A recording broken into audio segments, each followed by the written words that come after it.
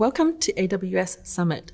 My name is Mary Law, and I am an Analytics Specialist Technical Account Manager at Amazon Web Services based in Australia.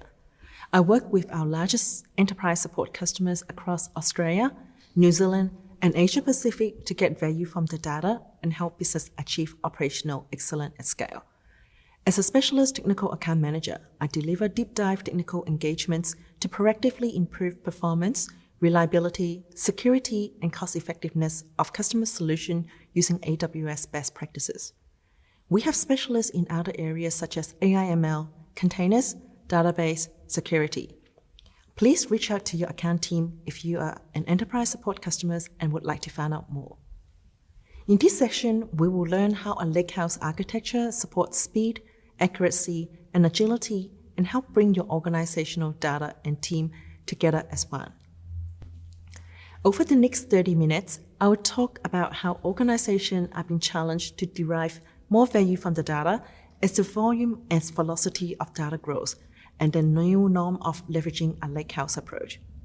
Then I will touch on the lakehouse architecture, how it reduces data platform complexity with a cost-effective centralized data lake and reducing the data integration challenges.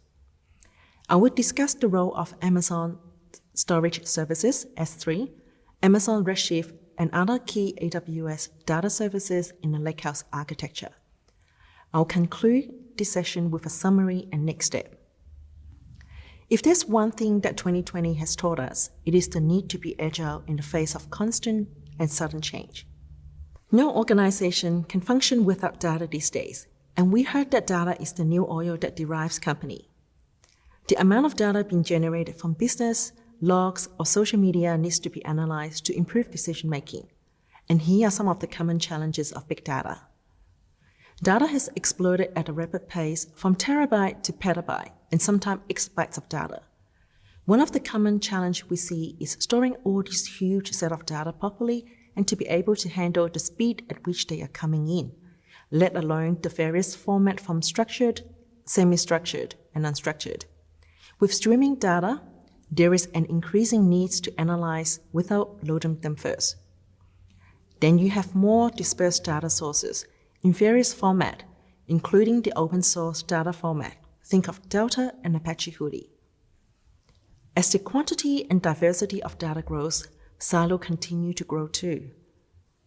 When data is siloed, the same information is often stored in different databases, leading to inconsistencies between departmental data.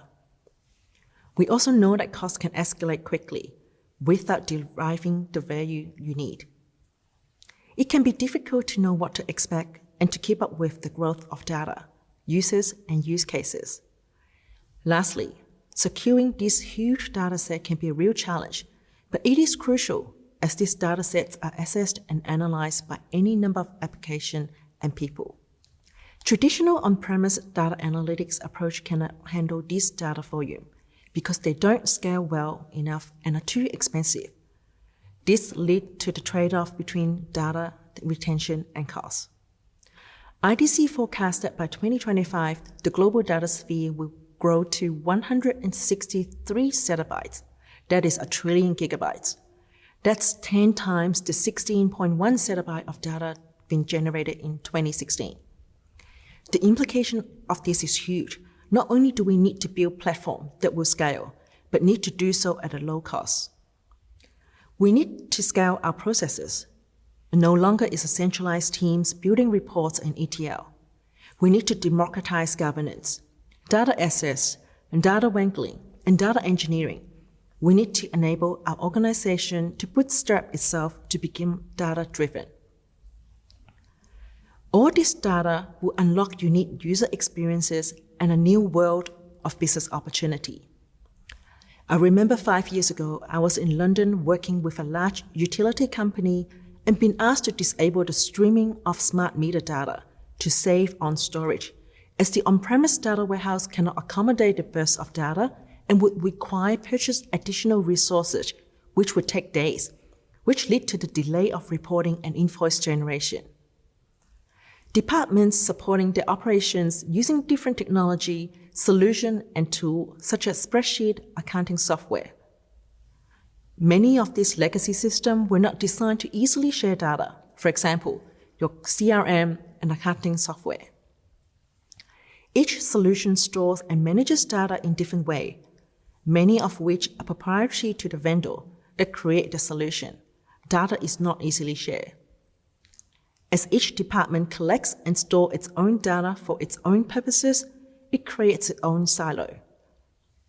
Another customer that I have worked with in the past had the data scientist to run the machine learning only after hours, as there was insufficient compute resources to be shared between the reporting users, data analysts during daytime. You can't predict the future, but you can put in place the infrastructure and the tools required to adjust to changes as quickly as possible. Data helps you identify changes, and the right data and analytic approach helps you make the right decision quickly as changes occur. Just as the data volume and variety has increased, so do our data consumers. We now have a variety of user personas, all with different goals, needs, and expectations from the analytic platform. Let's go through a few examples. CDO's agenda is to build a culture using data to solve problems and accelerate innovations. The main areas of interest are data quality, data governance, AI/ML, and data strategy. While for a data engineer, the needs to deliver usable data set to data analysts and data scientists. He or she will be concerned about the manageability and scalability of the data platform to meet the data volume and user demand growth.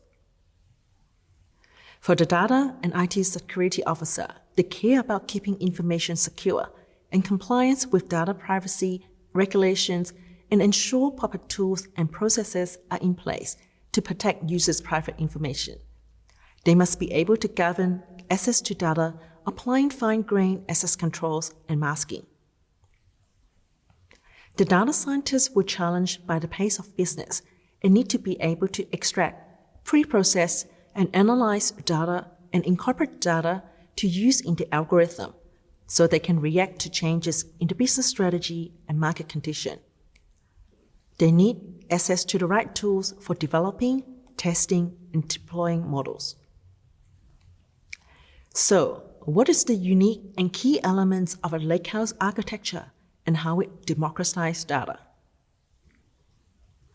Now let's dive deeper into the lakehouse approach. A data lake allows you to store all of your data in a single unified place where you can collect, store any data at any scale and at a low cost. You can analyze your data and do machine learning using various services and engines directly on top of that data, now or later, and those that will be introduced in the future and query open file formats. As we know, there's no one-size-fits-all approach to analytics. Eventually leads to compromise, even with a lakehouse architecture. It is not simply about integrating a data lake with a data warehouse, but rather about integrating a data lake, a data warehouse, and purpose-built stores and enabling unified governance and easy data movement. Therefore, it is important to have a flexible data architecture that supports the following. A modern data architecture that allows customers to rapidly build a scalable data lake, using a broad and deep collection of purpose-built data services that provide the performance required for use cases like interactive dashboards and log analytics, enabling themselves easily move data between the data lake and the purpose-built data services, setting up governance and compliance in a unified way to secure, monitor, and manage access to the data. Choosing cloud services that give them low cost without compromising performance or scale. We call this modern cloud-based analytics architecture the lakehouse architecture. Now, let's talk about what the lakehouse architecture looks like on AWS. The diagram below shows the lakehouse architecture on AWS. It is important to note that you are not logged in to a single query engine. You may still have other data in purpose-built data store, like a data warehouse for performing those complex queries on structured data, or in a search service to quickly search and analyze log data to monitor the health of production systems, or even the transactional database. It starts with Amazon S3. Amazon S3 is the best place to build a data lake because it has unmatched availability, scalability, and durability with 11 nines.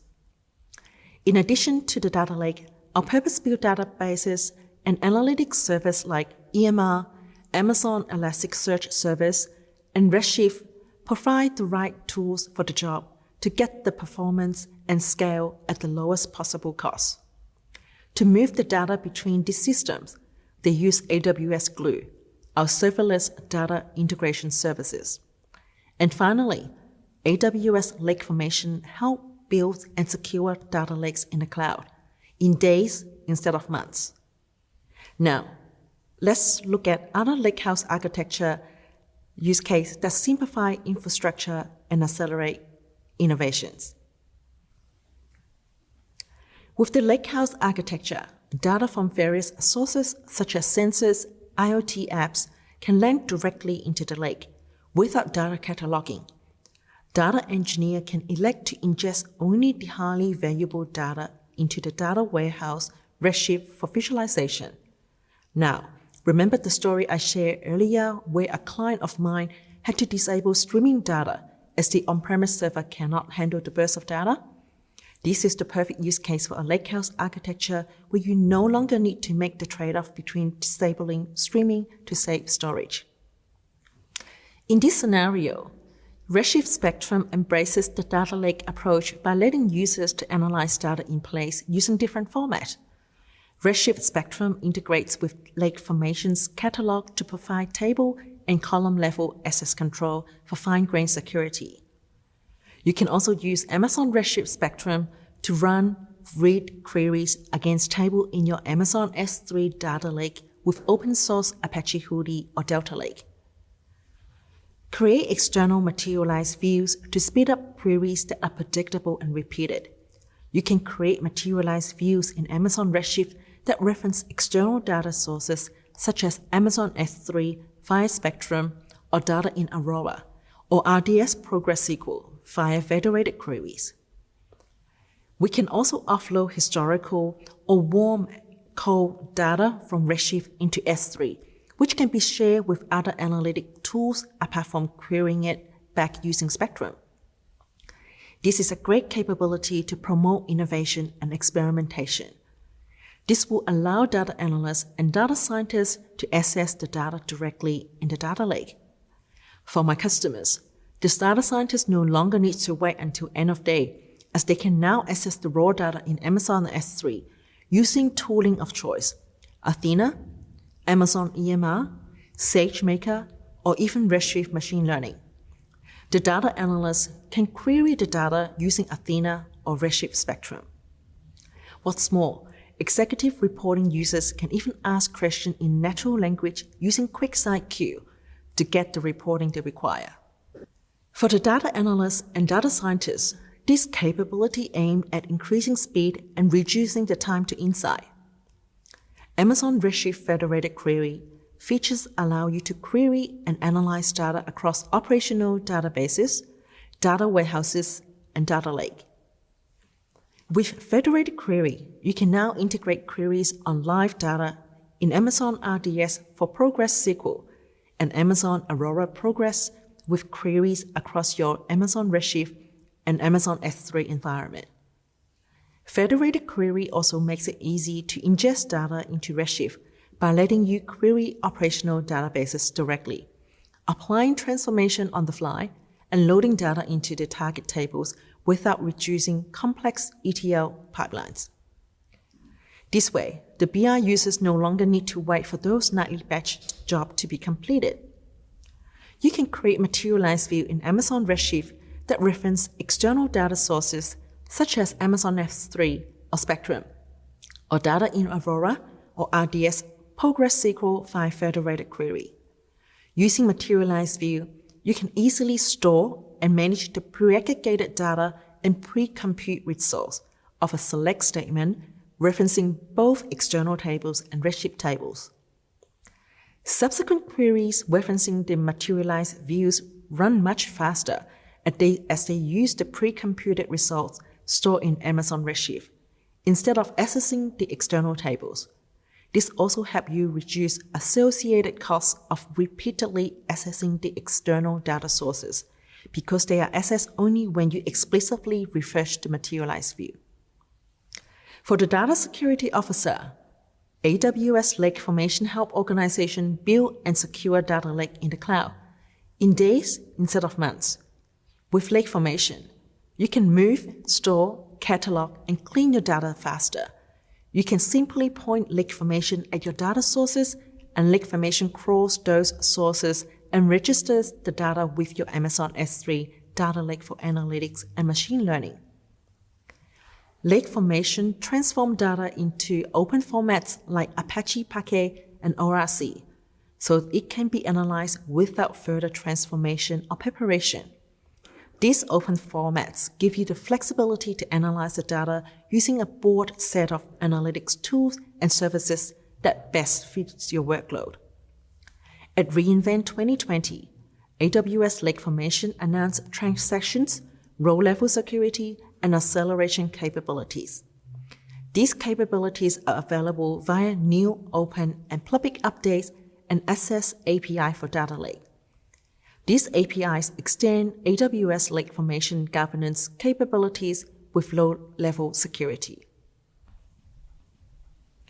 And now, with the data in a centralized data lake, we have new tools that make it easy to explore and experiment with data directly from your data lake.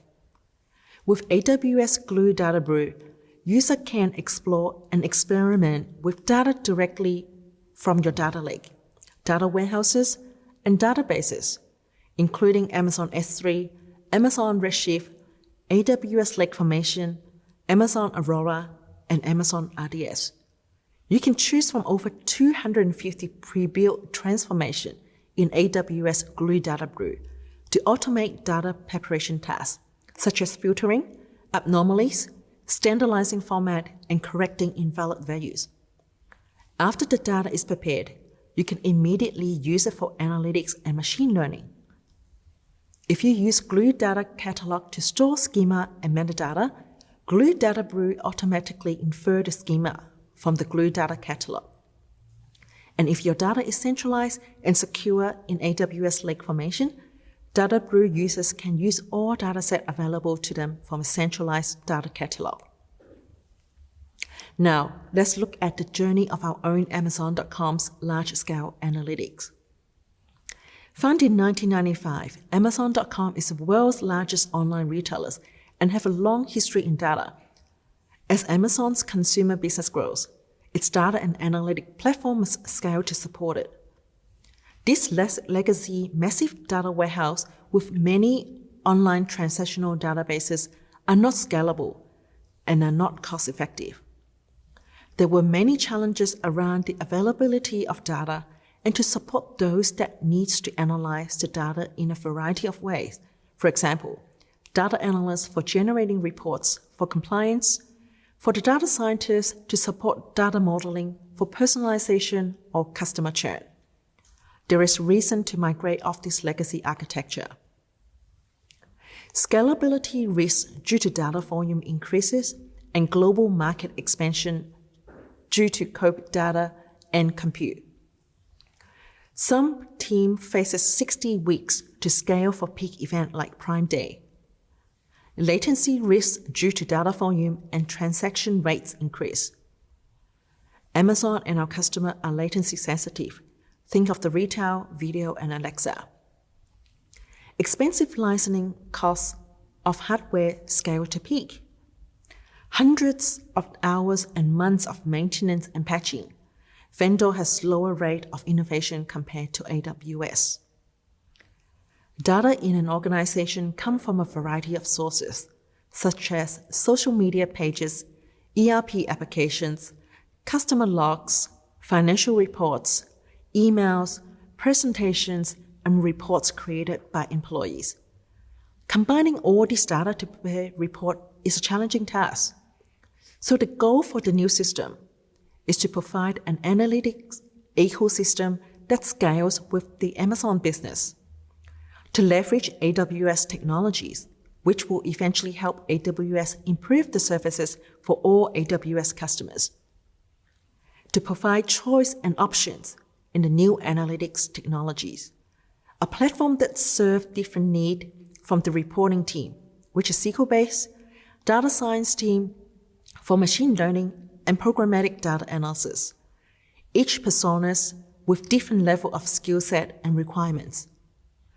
And to enable both bring your own cluster and bring your own query approaches.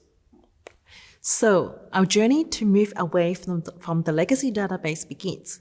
The process of ingesting data into a data lake begins with the unmodified original raw data from which all downstream processes and manipulation derive. It is important to preserve data lineage, as this raw data set may undergo multiple transformations before it can be used by downstream analytics application. It is important to maintain the traceability of data attribute as the data moves through each layer of the analytical system with data lineage capture. AWS Glue is used as a metadata repository that maps and tracks the schema changes and to capture such lineage information. Managed ETL services such as Glue Jobs, EMR, is used to reduce the heavy lifting of managing servers required to transform data, as well as provide multi-step orchestration of data transformations. Amazon Redshift has allowed Amazon.com to migrate from centralized legacy database technology-based data warehouse to a decentralized compute, Redshift, and data lake. Pairing Spectrum encouraged mass adoption of Redshift by our customers for users who wanted to be able to consume the specific partitions and no longer needs to store the data locally. We call this our Andes data lake. By decoupling storage and compute logically, data lakes and Redshift versus legacy data warehouse, and utilizing a subscription-based consumption model, we were able to serve more customers at a large scale. Redshift can push and pull data from Andes data lake, allowing consumers to become producers. Analytics output using Redshift and Spectrum on Redshift are integrated into Amazon.com's organization's reporting system and system application for various lake stakeholders, including external customers. So here are some of the benefits. Previous system, which runs on a single rack cluster, running all the jobs, was resource constrained. Teams now can stand up their own compute cluster, giving them the flexibility to run anytime based on the design investment tolerance. Security control is done by a central system. And now, the Business Data Technology Organization serves a wide variety of users and use cases in Amazon.com. From business intelligence engineers to program managers, from ad hoc analysis to quarterly reports to VPs, from BI reporting to data scientists. And here are some data points. 38,000 active data sets of curated business data amounting to over 500 petabytes in the lake and growing. Nearly 1 million daily ETL jobs actively pooling against the business data and growing. What this means is that user no longer needs to wait for those nightly batch jobs. We have 18,000 active users and growing. And there are more use cases, for example, personalization, product ranking, abnormality detection, and trend analysis. So now let's summarize what we have covered so far. Today, we spoke about the lakehouse architecture on AWS and how Data Lake allows you to store all of your data in a single, unified place where you can collect and store any data at any scale and at a low cost. We then discussed various use cases and how to analyze data using various services and engines. We looked at how AWS Lake Formation secures and ensures compliance requirements while providing the capability to catalog, search, and easily find data that is stored in the lake. Ensure to check out the Big Data blog. Now go build. Do you have an existing strategy but need help executing it? Consider the AWS Data Lab. AWS Data Lab offers accelerated joint engineering engagement between customers and AWS technical resources to create tangible deliveries and accelerate data and analytics modernization incentives. Customers can leave the engagement with an architecture or a working prototype that is custom-fit to their needs, a path to production, deeper knowledge of AWS database, analytics, and machine learning services, a new relationship with AWS Service Expert. You joined the AWS Summit to learn, and you can keep learning going after the summit with the resources from AWS training and certification. We offer many free and on-demand digital courses, as well as virtual instructor-led training. AWS Expert will help you or your team to learn, to build, and validate your data and analytics skills. And when you're ready to prepare for the AWS Certified Data Analytics Specialty Exam, which validates your skills and provides an industry-recognized credential. For more information, refer to the training website, and be sure to check out the AWS Ramp-Up Guide to learn more. Thank you so much for joining me today. I hope this session has been insightful and inspire you to experiment and solve some analytic use cases in your organization.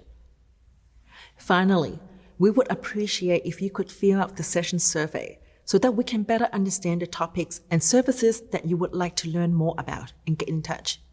Thanks again, and enjoy the rest of the summit online.